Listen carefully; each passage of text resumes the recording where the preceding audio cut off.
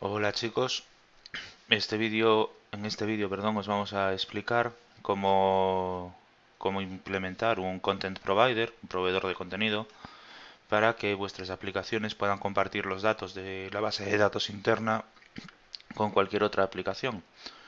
Para ello nos vamos a basar en el ejemplo que hay en el temario del curso de Android.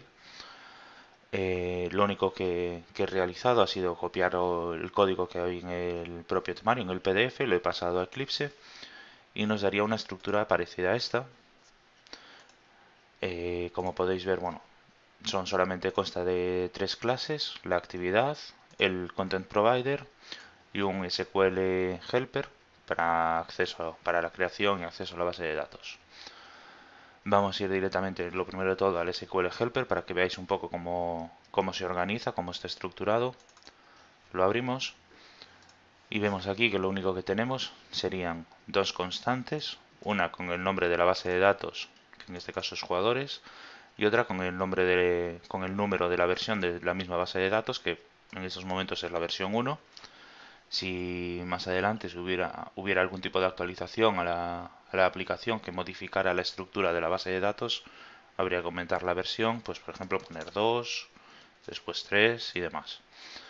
Ya os digo, como es la primera vez que se crea esta aplicación, la versión 1 valdría.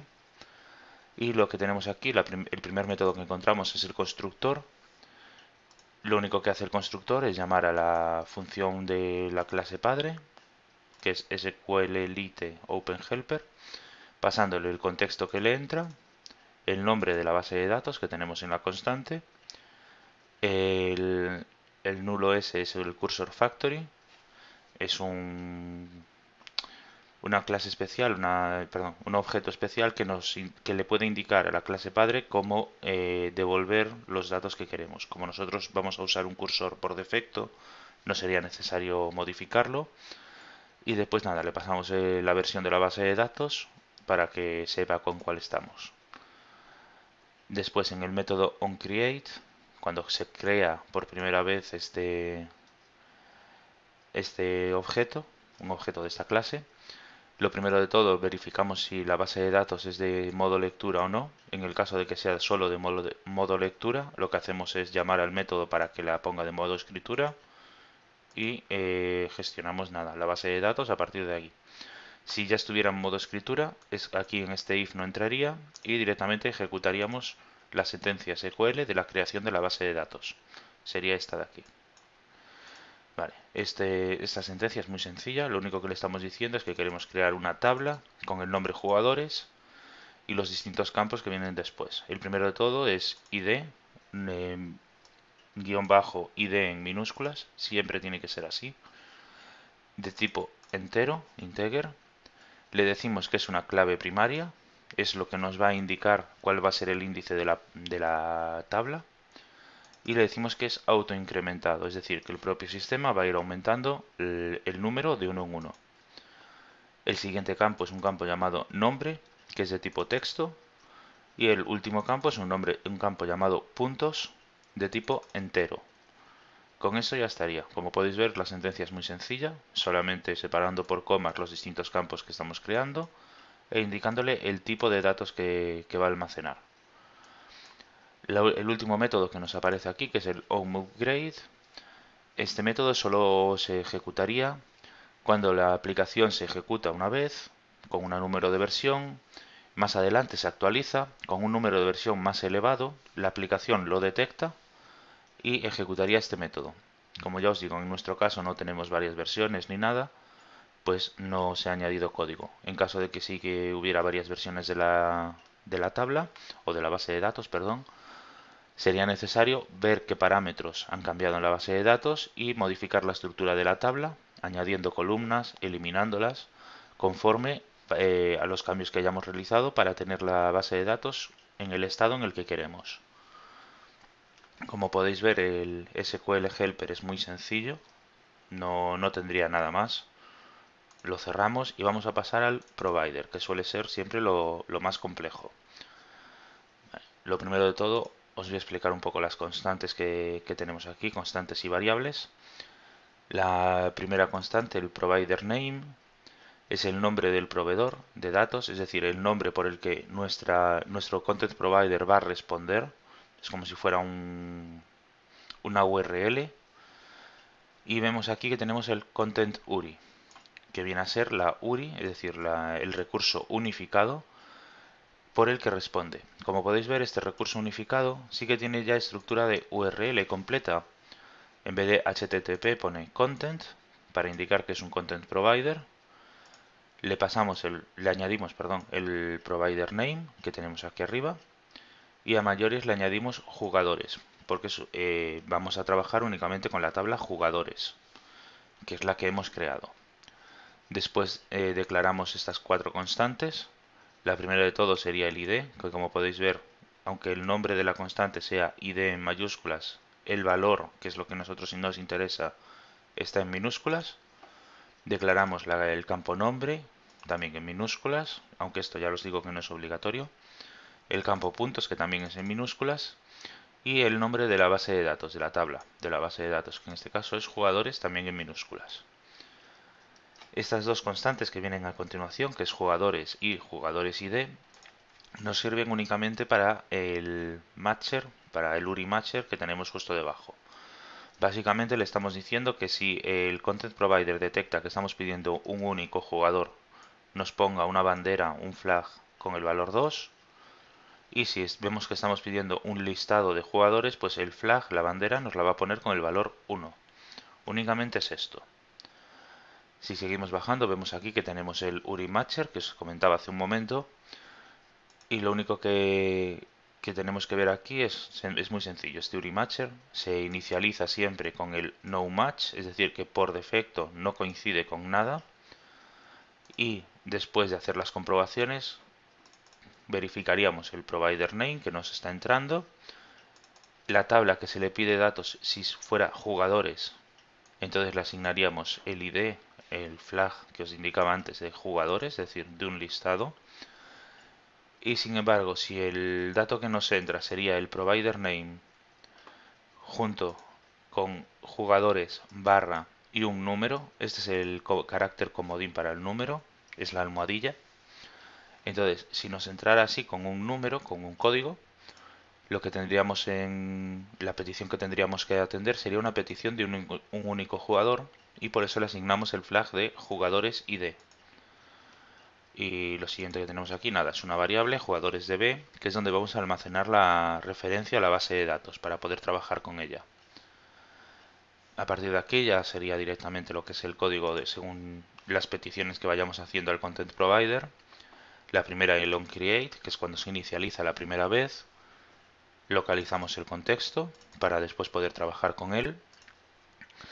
Creamos una instancia, un objeto de la clase juego SQL Helper, que es la que teníamos nosotros creado en el otro punto, la otra clase que os he mostrado, y le pasamos este contexto que hemos localizado justo antes.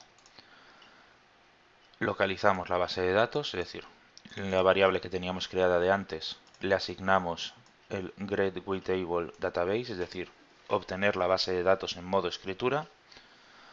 Y después devolveríamos, bueno, este método, el onCreate, tiene que devolver, si os ponéis encima os lo explica.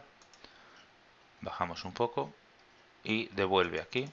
Verdadero si el proveedor, si el Content Provider ha sido exitosamente creado, o falso en otros casos. Pues entonces lo único que hay que hacer es verificar si jugadores DB, si la base de datos es nula o no. En caso de que sea nula, sería jugadores DB igual a null, devolvemos falso. En caso contrario, devolveríamos true, es decir, devolvemos true solo si la base de datos no es nulo. Si fuera nula, devolveríamos false conforme el Content Provider no ha sido creado correctamente. Este método siguiente que tenemos aquí, el getType, al que le entra la URI, lo único que hace es usar el URI Matcher que teníamos definido anteriormente para localizar qué tipo de datos nos está entrando. Si vemos que en el caso de que el flag, la bandera, sea jugadores,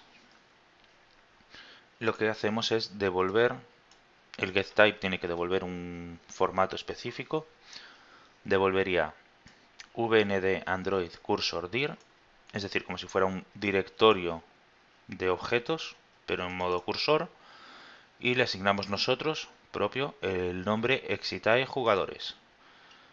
Y si fuera un solo jugador, es decir, en el caso de que el flag fuera jugadores ID, lo que vemos aquí es que devolvemos vnd android cursor item, es decir, en vez de un directorio sería un único objeto, un ítem, que también depende de la tabla jugadores de Excitae.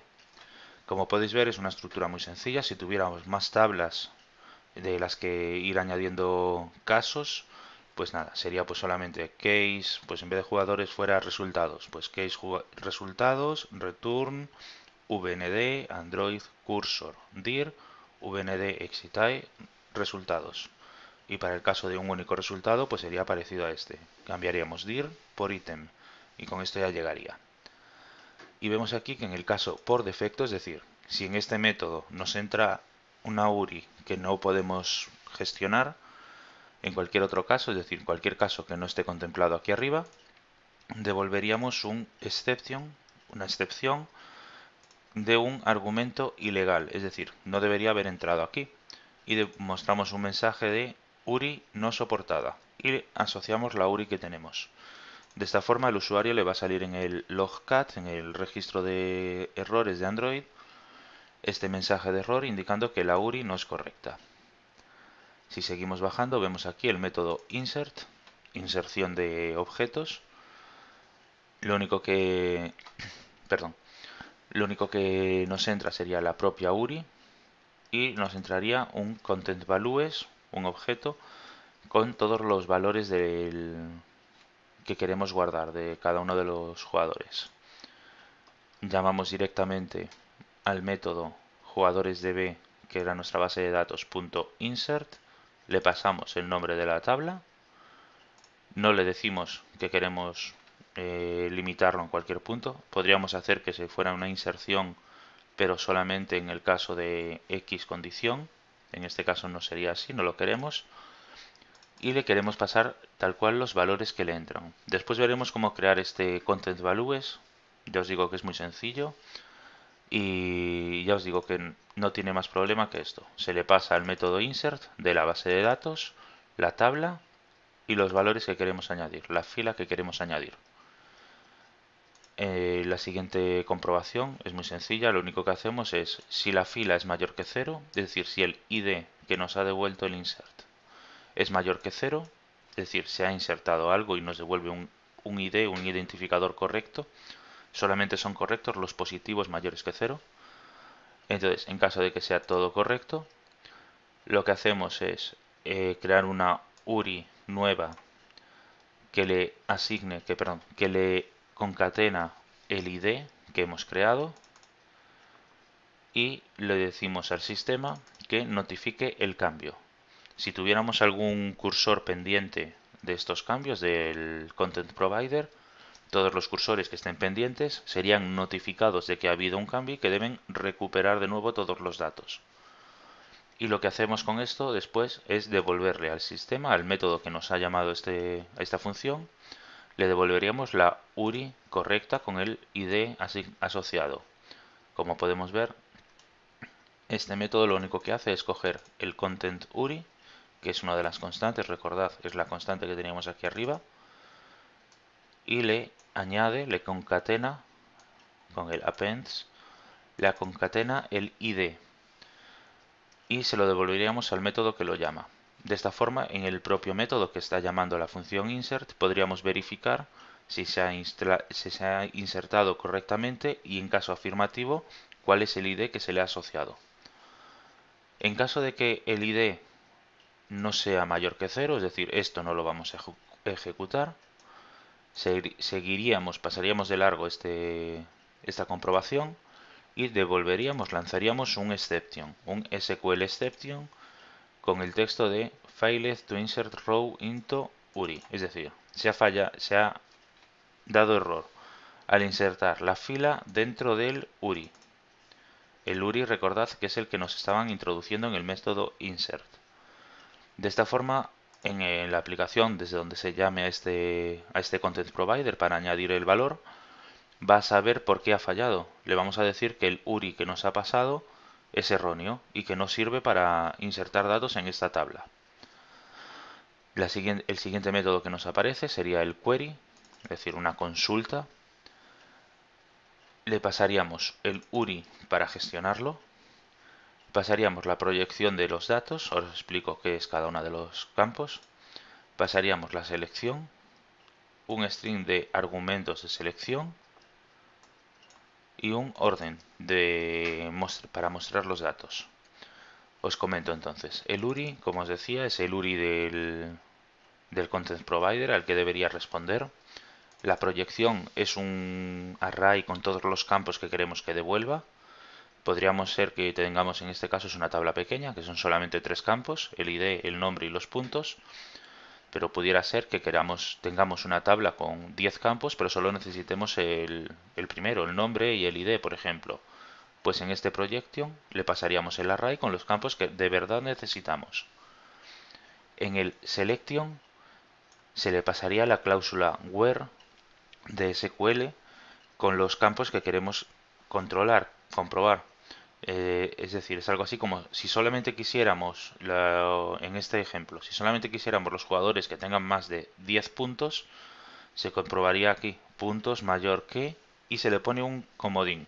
Se le pone un comodín que es $1 y el $1 viene a significar que es la posición 1 de este otro componente que es un array de argumentos, es decir, un array de valores a comprobar. Aquí le pasaríamos, si el $1 sería la primera posición, si en el selection tuviésemos un $2 sería la segunda posición del selection args. Esto ya os digo que es bastante difícil de entender, a priori os recomiendo únicamente hacer ejemplos, ver cómo se puede llamar y en caso de que tengáis cualquier duda pues preguntar a los a los profesores del curso de Android, que para eso estamos, y os explicaríamos pormenorizadamente cómo hacer esta llamada.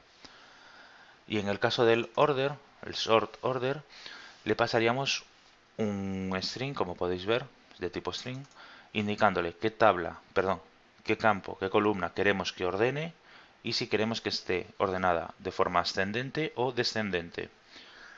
Esto ya os digo que es una sentencia SQL, sería nombre de campo, espacio, ASC para orden ascendente o DESC para orden descendente. Ya os digo, esto no hay nada mejor que hacer pruebas y verificar cómo funciona. Entraríamos entonces en el método. Lo primero de todo, creamos un objeto, un constructor de SQLite Query, es decir, un constructor de consultas SQLite, y le asignamos una tabla, que en este caso sería la tabla que tenemos nosotros, jugadores. Verificamos el URI, verificamos si está pidiendo únicamente un jugador o si está pidiendo más de uno. En caso de que pida un único jugador, lo que hacemos es añadir al where, es decir, añadimos a las condiciones que id, la constante, recordad, es en mayúsculas, es la constante. Si nos ponemos encima nos dice el valor real que vemos ahí, que es en minúsculas. Y lo que hacemos es esto, añadir a las consultas de selección que id sea igual a uri.getPackSegments get 1. Es decir, esto lo que hace es coger la URI, hacer los segmentos, es decir, dividir las rutas, la ruta que aparecía en la URI y cogernos el último campo. Realmente tiene dos únicamente, tiene el 0 y el 1. El 0 es la tabla y el 1 es el código de la posición. Os explico. Si nos vamos al URI Matcher, aquí lo tenemos, sería sobre esta línea. El 0 sería la tabla, que es jugadores, y la posición 1 sería el código. Con este método que ponemos abajo, lo que hacemos es directamente coger el valor que haya aquí, en este segmento. Aquí lo tenemos, sería esta línea. Y como podéis ver, pues nada, crearía una sentencia de consulta _id igual a el id que nos pasen desde la otra aplicación. Ahora aquí en esta comprobación lo que hacemos es verificar si nos está pasando algún orden en concreto o no. En caso de que nos pasen algún orden, no haríamos nada, pero si el orden fuera nulo o estuviera en blanco, lo que haríamos sería a mayores nosotros sobreescribir que el orden queremos que sea por nombre. Si no se pone si es ascendente o descendente, por defecto es ascendente siempre. Entonces con esto ya tendríamos un SQL Builder, el constructor del SQL, ya con todos los argumentos. Ya tenemos asignada la tabla, tenemos asignadas las consultas si es necesario, y ya tenemos, bueno, el orden que lo hemos verificado si es nulo o no. Y con esto ya podríamos lanzar la petición. Entonces, SQL Builder.query, es decir, una consulta en la tabla de jugadores de B, perdón, en la base de datos jugadores de B, los campos que nos han pasado desde la otra actividad, desde la otra aplicación, con la proyección, la selección que queremos, con los valores que nos están pasando desde la otra actividad, los argumentos para esta selección, también desde la otra actividad nos los pasa. Después aquí estos dos campos que son nulos, que si nos vemos la ayuda sería la agrupación, el group by y el having. Básicamente eso ya son para consultas más complejas en las que tenemos subgrupos dentro de los resultados. En nuestro caso no es necesario, por eso son nulos. Y le pasamos el orden que queremos, ya después de verificar si es nulo o está vacío. Esta llamada nos devuelve un cursor.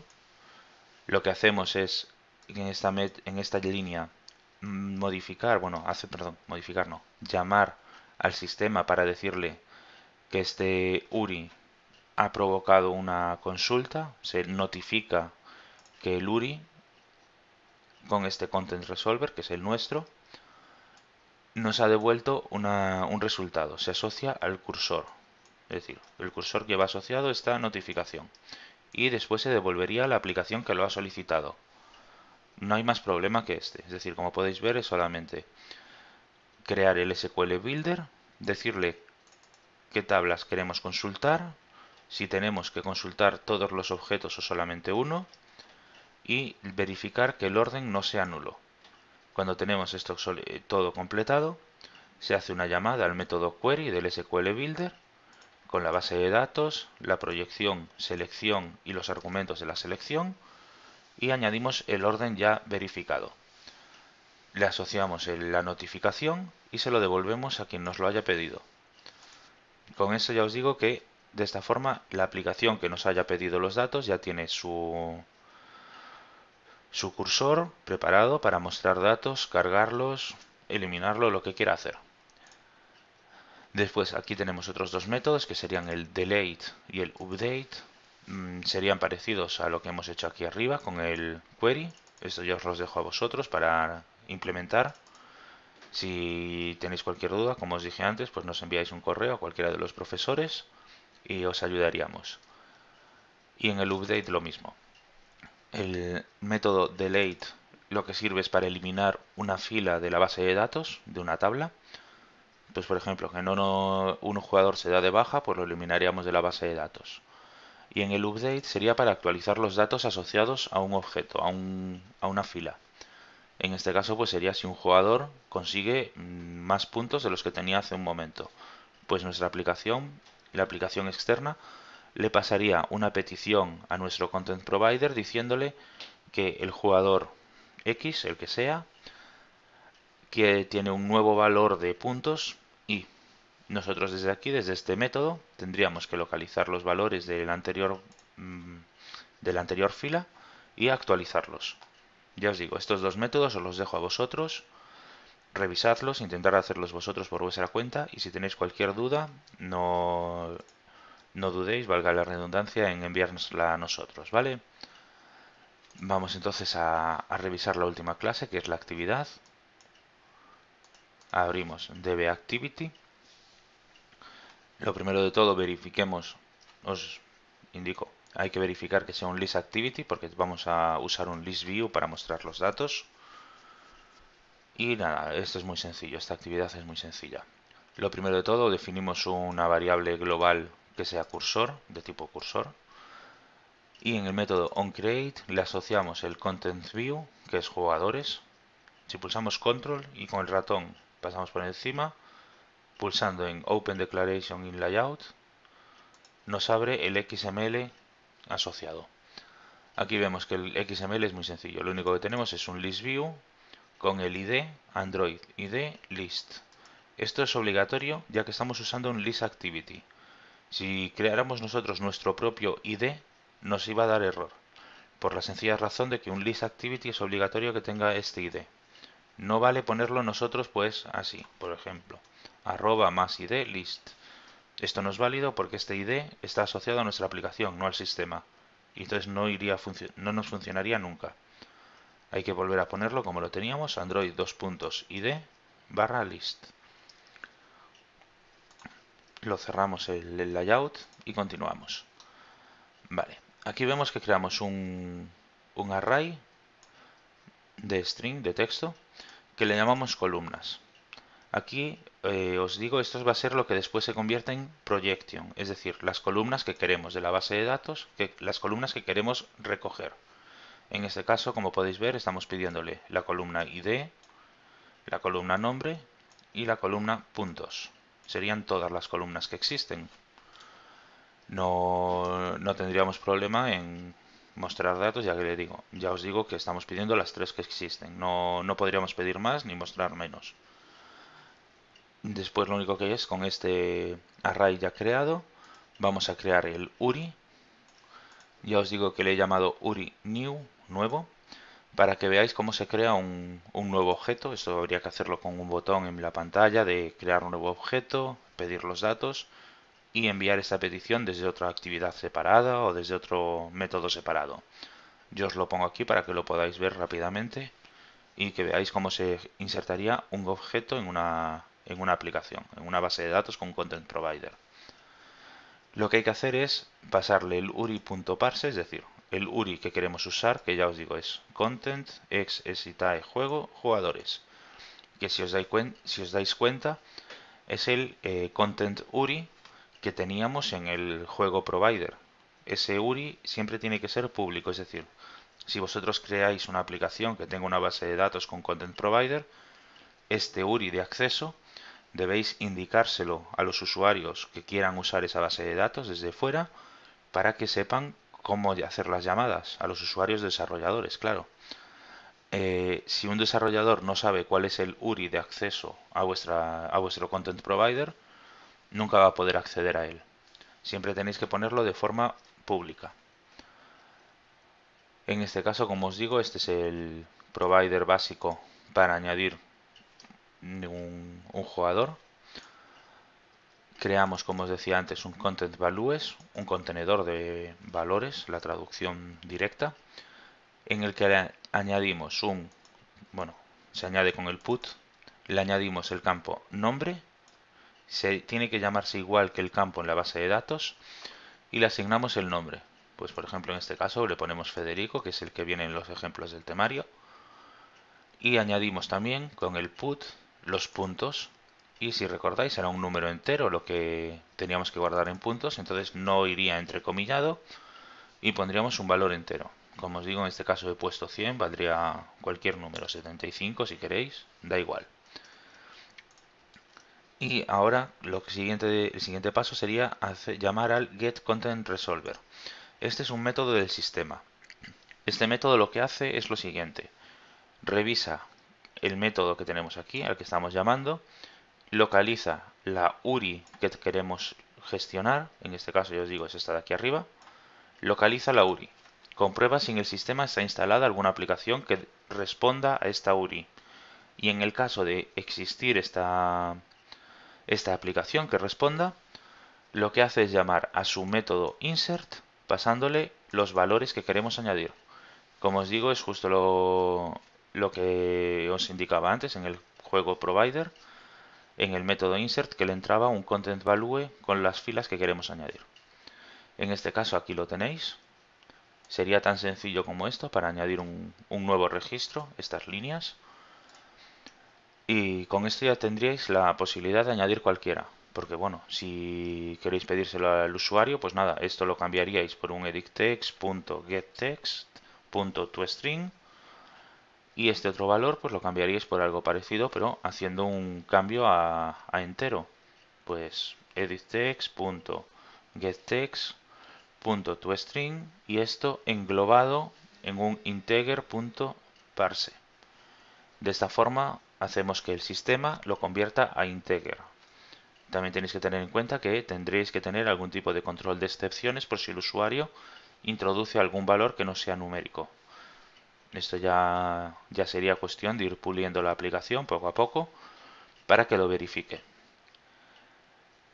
Ya que hemos añadido datos, voy a enseñaros cómo mostrarlos.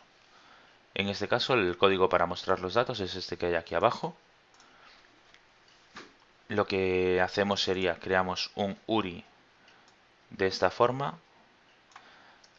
Es un URI de muestra de datos. Lo que le estamos diciendo es que queremos que los muestre todos. Por eso el barra asterisco al final. Ya os digo, es una tontería solamente saberlo y saber que siempre funciona así. Y como os digo, siempre es también con el URI que tendríais que tener de forma pública para que los otros desarrolladores sepan cómo llamar a vuestra base de datos, cómo hacer consultas a vuestra base de datos. Con esto creamos un cursor gestionado, es decir, un Managed Query, una consulta gestionada por el sistema. Le pasamos el URI que hemos creado anteriormente, justo encima. Le pasamos las columnas que queremos mostrar, que es el array que tenemos aquí arriba. Recordad, el nombre de las columnas que queremos mostrar es la proyección. Y como no queremos que nos limite los resultados en ningún tipo de consulta, es decir, no queremos que nos muestre solo los jugadores que tengan 100 puntos ni nada, le pasamos en nulo ambos valores y como el orden tampoco nos influye, pues también le pasamos en nulo el orden. Recordad que después el propio provider va a asignarle un orden por defecto. No os preocupéis, no es obligatorio ponerlo. El siguiente dato que necesitamos, bueno, con esta línea de arriba ya tendríamos un cursor con todos los valores de la base de datos. Lo único que nos queda es mostrar este cursor en pantalla. Entonces para esto vamos a usar un adapter. Un adapter, recordad que lo que hace es adaptar los datos de un array, de un cursor, es decir, de un conjunto de valores, adaptarlos para mostrarlos en un list view. Vamos a usar, como os digo, un simple cursor adapter. Es un adapter, perdón, que ya es del sistema, no es necesario que lo creemos nosotros. Y el nombre de simple cursor, pues ya nos hace una idea que gestiona cursores simples, sencillos. Lo único que necesitamos es un campos DB, es decir, qué campos de la base de datos queremos mostrar, en este caso el nombre y los puntos, y un campos view, es decir, en dónde los queremos mostrar, en el list view vamos a pasarle un layout, que es este que tenemos aquí, Android R layout to line list item, es decir, un list item de 2 líneas. Cada una de las líneas tiene un text view con los IDs text1 y text2. Entonces, en el campos view le estamos diciendo en dónde queremos mostrar.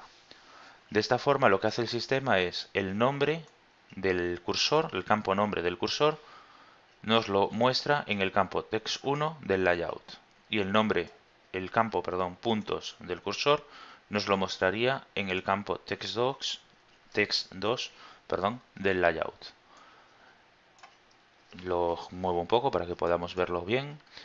Para crear un simple cursor adapter es muy sencillo, le pasamos el contexto, que es this, le pasamos el layout donde lo queremos mostrar, que ya os comenté que es este layout del sistema que tiene 2 líneas con 2 text views. En este caso ya os digo que es muy sencillo, lo ideal sería que cada desarrollador pues gestionara de distinta manera. Normalmente un adapter tan sencillo no se suele usar porque quedan bastante feos, os enseño después el resultado. Pero bueno, se pueden usar y no habría problema. Le pasamos el cursor al adapter para saber de dónde coger los datos y después le pasamos los dos arrays que acabamos de crear, el campos DB para decirle qué campos queremos mostrar y el campos view para indicarle dónde queremos que los muestre. Con esto ya creado nos devuelve un objeto adapter, bueno, simple cursor adapter que nosotros le hemos llamado adapter. Y como ya os dije que se trataba de un listActivity, llamando al método setListAdapter, pasándole el adapter que hemos creado, ya nos lo mostraría. Lo único que nos quedaría sería configurar el manifest para que tenga visibilidad el activity y el provider. Entonces cerramos aquí la actividad, nos vamos al manifest y aquí tenemos el activity. Ya os comenté en otros vídeos que es el name, sería el nombre de la clase que tiene la actividad. Le pasamos los intent filter asociados a la actividad principal, que sería el action main y el category launcher. Y el provider se declara de esta forma. Se le pone en el Android name el nombre de la clase que lo tiene. Y en authorities se le pone el content del juego provider. Si vemos aquí, el provider name sería exita juego, que sería lo mismo que aparece en el authorities. Es decir, esto lo que hace es solamente permite que se hagan consultas a este provider si la URI con la que nos lo están pidiendo coincide con esta que tenemos aquí. Como en este caso, ya os digo, estamos usando siempre esto, no habría problema. Y en el caso de que sea para una aplicación que queráis poner vosotros de forma pública a otros desarrolladores, un ejemplo claro de esto son los contactos del sistema de Android. Tendríais que decir cuáles son cuál es el content provider, cuál es el URI de cada uno de los componentes. Entonces lo que vamos a hacer va a ser lanzar el emulador para que veáis cómo se mostrarían los datos de esta aplicación directamente en un dispositivo. Ya os indico que es bastante sencillo la aplicación en sí, esta que acabamos de realizar de ejemplo, pero nos sirve para poder verificar cómo se crea un provider de una forma rápida en el que podamos gestionar un listado de objetos o solamente uno. Entonces vamos al emulador, vamos a esperar a que arranque.